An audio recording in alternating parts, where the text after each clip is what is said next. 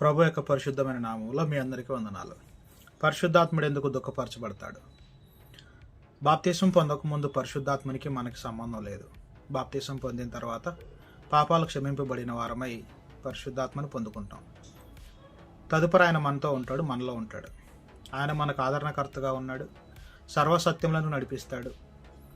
ఇంకా సంచకరువుగా కూడా ఆయన ఉన్నాడు, గ్యారంటీర్గా ఉన్నాడు. అంటే మన ఆత్మకు గ్యారంటీ, మన పరలోక ప్రవేశానికి గ్యారంటీర్గా ఉన్నాడు. ఇక నుంచి మన జీవితం అంతా కూడా ఆత్మ యొక్క పరిధిలోనే ఉంటుంది.